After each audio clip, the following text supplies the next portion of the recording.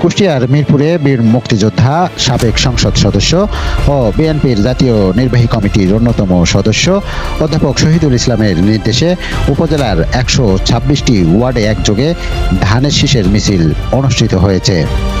বুধবার বিকেল থেকে সন্ধ্যা পর্যন্ত অনুষ্ঠিত এই মিছিলে অংশ নেন উপজেলা ও ইউনিয়ন বিএনপির যুবদল, স্বেচ্ছাসেবক দল সহ তৃণমূলের হাজারো নেতাকর্মী। স্লোগানে মুখরিত হয়ে ওঠে গোটা মিরপুর উপজেলা। দলীয় সূত্র জানায়, সাংগঠনিক কার্যক্রমকে আরও গতিশীল করা ও তৃণমূলে ঐক্য ধরে রাখার লক্ষ্যই এই কর্মসূচি হাতে নেওয়া হয়েছে। স্থানীয় নেতারা বলেন, অধ্যাপক শহীদুল ইসলামের দিক নির্দেশনায় মিরপুর বিএনপি আজ আরও ঐক্যবদ্ধ ও সুসংগঠিত। তাদের নেতৃত্বে বিভিন্ন ইউনিয়নে ওয়ার্ড ভিত্তিক মিছিল অনুষ্ঠিত হয়।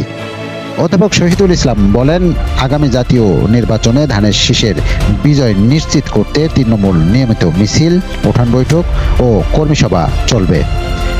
প্রতিটি ভোটারের কাছে পৌঁছে দেওয়া হচ্ছে তারেক রহমানের ঘোষিত ৩১ দফা ও গণতন্ত্র পুনরুদ্ধারের অঙ্গীকার। তৃণমূলের এই কর্মসূচি মিরপুরের রাজনৈতিক অঙ্গনে নতুন উদ্দীপনা সৃষ্টি করেছে। এখন মিরপুর জুড়ে একটি স্লোগানই প্রতিধ্বনি, ধানের শীষে ভোট দিন, গণতন্ত্র ফিরিয়ে আনুন।